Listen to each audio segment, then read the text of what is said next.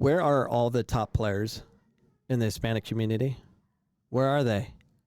Why aren't they just completely taking over the NCAA and taking over the professional game and the national teams in America? Why aren't they just taking it all over?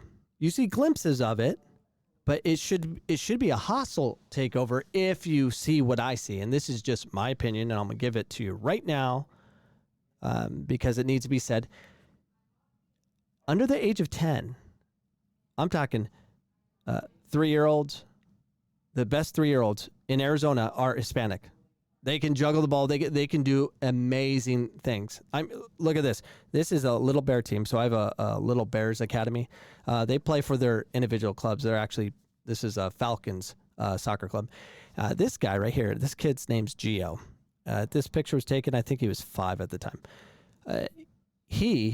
When I first saw him, it was before this picture. It was obviously, he was, I think, 4, because we've been doing the Bears Academy for like 2 or 3 years. And he could juggle at the age of 4. He could do a rainbow with the ball. Like, he just, not normal. And for someone that's born and raised in Phoenix, Arizona, I've always prided myself to engage the Hispanic community because they have something I wish I had, which is the culture of soccer, meaning the game was on at home. Your brothers and sisters played it with you in the house and broke things from playing, and you did pick up games in the street. I mean, you watched the Champions League, and it was a big deal, like the World Cup final. That kind of environment. I wish I had that. So that exists here, and these kids are amazing. I mean, they are competing and playing at an early age. They get more game time, more competition, more real competition, more trophies won by the age of 10 than 99% of everybody else playing soccer. That's just what it is. So it's very simple. They watch the game, they play more real games and pick up, and it's a celebration. I had a 6v6 league at my college as a fundraiser, and it just packed. It was just packed, and it's all Hispanic. Occasional white team here and there, but they ended up, they got frustrated because the games always started late, and we weren't as organized as we'd like to be. But Hispanic, it didn't bother Hispanics. They're like, we're around soccer, we're cool. This one time I come. And we have a gate fee and stuff. We're just trying to control the numbers because a lot of people would come. There was a birthday party. I'm like, what the? And I go to the birthday party, and I'm like, what are you doing here? They're like, oh, we're sorry. We don't want to miss our son's soccer game. So instead of having the party at home, we decided to have it here. So even for birthday parties where they were like, in the white community, sorry, we can't play it tonight because it's our son's birthday and we rented out Peter Pan Pizza or whatever. It's just different. There's nothing wrong with missing sports to celebrate your birthday and stuff. There's nothing wrong with that. That's good. Be with family, and friends. But it's like missing church. You don't miss. You want to be an active church member. You want to be around God as much as you can. And that's how the game is for the Hispanic community. So it's just different. There's a couple things that I've recently came up with or realized, and I might be wrong, but I think I might be right, is there's 2 things that I can think of right now that is destroying the development of the Hispanic player. 2 things that doesn't allow them to take over the NCAA, all levels, and professional and the national team. There's 2 things. One is the style of play is being corrupted by sideline abuse. And I know this because my son plays for Tuzos, and he's one of the few white kids in the club. And the parents get a little nutty there, because they want to win so bad. They're no different than anyone else. Just their kids just tend to be very technical, but they're denying their kids the ability to be technical. And then the coaches are inserting tactical plans to win a game. They're up by one, keep the ball out wide and kind of kill the clock and stuff like that, versus just keep the ball. Just keep the ball. Just be you. It's a celebration. You can keep the ball forever. And you'll see glimpses of it. The Hispanic teams, you'll see glimpses. I mean, I seen them at 4 or 5. Food City tournament. It's huge. It's always sold out. And you'll see the segment of these fields that are like 9-on-9, and they're all like 4 and 5-year-olds wearing these uniforms that do not fit, and it's the cutest thing ever. They have been around the game so much, and they are actually combining. At times, they're combining passes that are just ridiculous, and then it kind of goes away because of the sideline abuse of telling them what to do and screaming at these poor kids, robbing them of their development, because they could get better if they're left alone and they really focus on every individual opportunity on the ball, because it's a simple math game, in my opinion. Whoever gets the most opportunities on the ball in a real game and has a ton of failure followed by a ton of success and keeps improving on those numbers, they're going to have a huge advantage that you'll never catch up with. So that is a big problem. The second thing is loyalty. And I say loyalty because the top teams in these Hispanic clubs get bought. Now, when I say top, the 06 Tuzos, 3 or 4 years ago, they were, can't think, maybe it was 2 years ago. I don't know. No one knows time in this COVID period, by the way. A couple years ago, they were the top team in the country. They got invited to play in a tournament in Florida, and it's a Prospects Cup. It's huge, and I really didn't know what it was. And I remember the coach at the time telling me, we're in the Prospect Cup. Like, who cares? I don't even know what that means. And they're playing teams like it's the top U12 teams in the world were there. So they had Man City, I think Barcelona. They had some academies teams like LA Galaxy's academy. They had Texas, their academy, and then Tuzos. So I'm watching Tuzos play some team from Spain, I think, and on Facebook Live, it had like 132,000 people watching live. I'm like, what the heck is this? So apparently it's the same tournament that Ibrahimovic played in when he was 12, and it just had all these top players that played there because they are part of some academy throughout the world, and that's where they met in Florida to play the Prospects Cup. So, and they did well. They didn't get blown out. They competed. I think they lost a game, won a game, tied a game, and I was just shocked. Like, what the heck is this? And I knew a lot of those kids because they were in my club playing with my son Jack when they're like U6. And and those kids are still unbelievable to this day. I mean, they're just technical and they can deal with it. So they're the best team in Arizona by far. Top team in the country, all Hispanic. And it was just something to see. So, of course, the rich club comes in and buys them. So they bought the team and they left. And then over there, the team, a couple reasons, I'm sure, with the age rule change and stuff, but they basically inserted the Del Sol kids. And then they started losing, and then the team got a little goofy and just kind of disappeared. They destroyed it. All because this club wanted to own the rights to that team. They wanted the credit of, we have the best team in the country kind of mentality. So that happens a lot. If you win, you'll have all these clubs trying to get you. And what they do is they pay the coach. Hey, we'll give you a job here. Because the majority of the coaches in Hispanic clubs don't get paid. You know, they maybe a little bit, but it's not like a job. Like, it's just something you do. And that's a problem. So the loyalty is a big deal.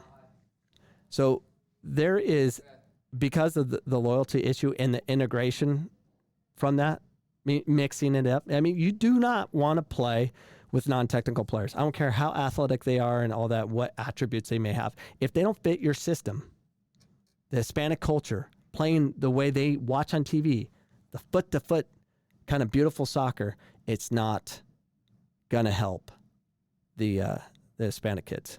So that doesn't help them. So, I mean, at Phoenix College where I work, my whole team is, I'm on year 17 or 18 or whatever. I don't know how long I've been there, but it seems like forever. And my team's all Hispanic. It hasn't always been that way, but over time it's become very Hispanic. And I realized that the Hispanic players were the top players I could get. They were not getting picked up for Division I for whatever reason. And I would get them so I could showcase them and give them that opportunity. And what I noticed was we would always do well. We always played beautiful soccer. And I would insert myself in horrible ways, like with tactics, because I was so concerned with winning. I would put things in their head to take away the game from them, which was we would create stats on them. Like every time they had the ball, if they pass the ball forward, they got a +2. If they pass the ball backwards, it was 0. If they gave it away, it was -2, and -4 for giving the ball going backwards. And just those things to manipulate them to play how I wanted them to play. Stealing their thought, because that's how I was taught. You go through the U.S. soccer way of teaching. They give you a curriculum of how to play tactics and all these systems of play and make it about me when it should be about them. And I didn't really realize this until me as a player. And I'm very technical, by the way. I learned my technique late. I love playing. Love it. But I will not ever play in a league or a pickup game with players on my team that are not technical. Can't do it. I love to combine. That's fun to me. Running stupidly, working my butt off to play the game. No, it's not going to happen. Ever. Having said that, I kind of realized, I'm like, what have I done? I'm giving the game back to them. And I have talent, and I've robbed these kids. So I have a huge advantage over everybody else. So we had a game against a NCAA Division I team, a very, very good team. And we're just a junior college team. But everyone knows we have players, and, it's... some NCAA teams want to play us because they want to recruit some of the players because they'll fit into what they need to do to win. And I kept telling my players, in almost an apologetic way, I'm giving you the game back. And I don't think they believe me. And still to this day, I don't think they believe me because we're in this COVID freaking lockdown. Anyways, the advantage I have over the team we were going to play is my guys are playing all the time. 6v6 league, indoor league, 11v11 league, and like they're playing all the flipping time. And before the game,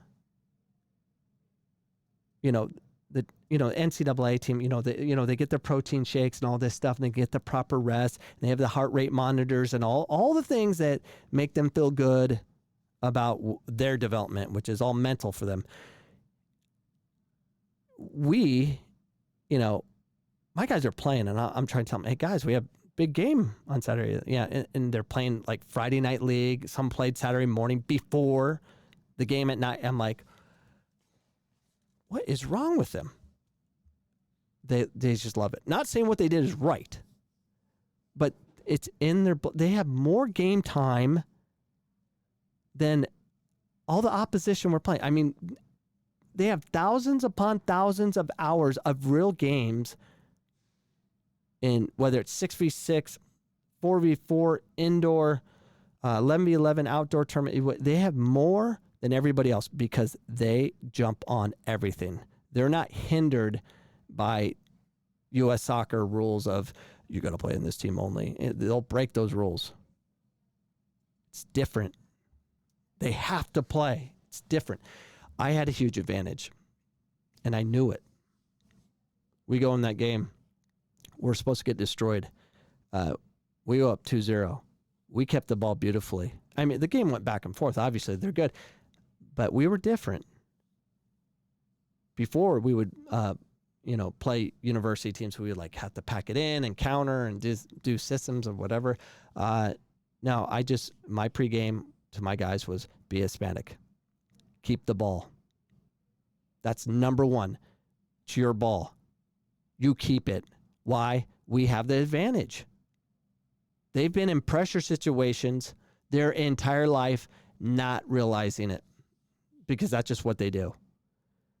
So I tell you this. I tell you this because there's a way to really change the game in the United States, and it's all about showcasing the Hispanic players. I can do this because I can find them. I know who they are. I know who they are at 9. And if something happens, like they convert to an all-white team and they stop showcasing their abilities, we will show it for them when they get to Phoenix College. There is a problem, though. And it can be fixed. And I'm telling you, all you coaches that are coaching Hispanic teams, all you parents that are on the sidelines for Hispanic teams, demand that you play the game according to your heroes on TV. You got to play like them right now. What are you waiting for? Play like that all the time. I know you've seen it. I know you've seen glimpses, but it's more important that you do not defy your love of the game. They play like those who they watch on TV. Got to keep the ball. You got to love the ball in possession and allow them to be creative. And coaches, change your name to manager. Parents, change your thought process on data. Write down every time your kid makes a decision with the ball in a game and compare those stats and keep telling them to beat their scores. How many times did your son or daughter took the ball from the opposition, whether it was intercepting a pass or taking the ball off the dribble? When have they done that? Recognize that. Talk to your kids about that, and then they'll work harder defensively. Talk to them how many times they pass the ball forward, how many times they pass the ball backwards, and reward them for that through conversation of love. That's what you need to do. So those are my thoughts today. I'm going to be talking about this topic a lot, and it'll change over time. I'm not sure if I'm right about any of this, but I'm not wrong. I'm probably kind of wrong, but it's a conversation we need to have. So please reach out to me. You can email me at coachcameronpodcast@gmail.com. If you have thoughts on this, this is something worth exploring, and I'm very excited for COVID to be over with so I can prove it, because Phoenix College, we have the top Hispanics. Overall, we have the most. We have most of them. So therefore, we can play, and I can just sit and watch. See you guys next time.